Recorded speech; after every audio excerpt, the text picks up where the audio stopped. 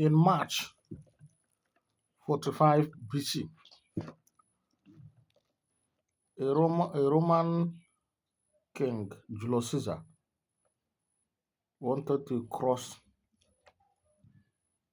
the reservoir of Rubicon to go and fight Pompey, Pompey Empire.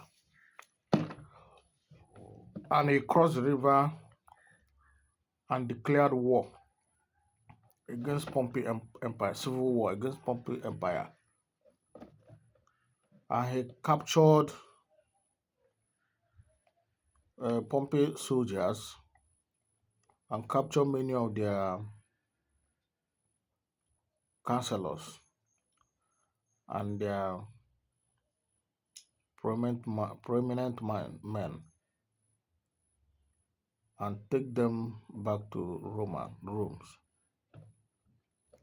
Now, instead of executing them, Caesar decided to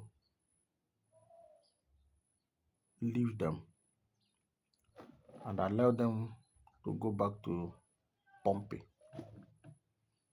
Now the war ended. Pompey Empire didn't plan for war again uh, against Roman. Now the Julius Caesar quoted and said that the defeating enemy is not enough, but to make enemy not to fight you again is the best.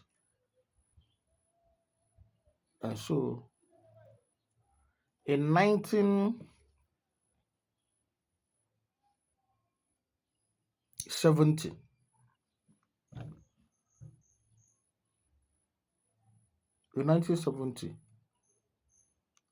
when the Nigeria Biafra Civil War ended,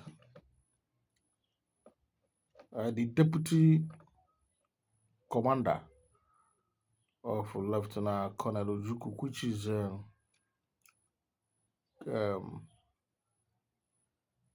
Clement Effiong, told Nigeria government that now we have come back to Nigeria. Treat our children well. That if you don't treat them well, they will rise up again against you, which is Nigeria. Now, in the year 2026, the prime leader of Biafra actualization movement, indigenous people of Biafra, which is Nnamdi Kanu Dozie Bondo, was sentenced to life imprisonment under the regime of Bola Ahmed Asuwaju Tinubu.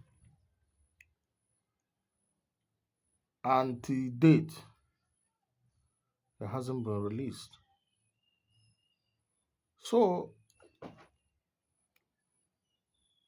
what am I trying to say? Dialogue. Dialogue is what we call the dividend of democracy. When something goes wrong, you dialogue. Now, by the time the Civil War ended, which took about 3 years, if you had even Nigeria government started treating Biafrans well, and giving them dividend of democracy, carrying them along. I don't think there will be somebody who will rise up and say they need Biafra. That person will be alone.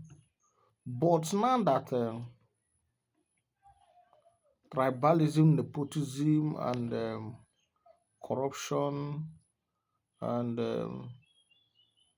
many things are on board, and some people are taking others as a third class citizen. That is why the children of Biafra are still angry. So please, presidency, think back and do the needful.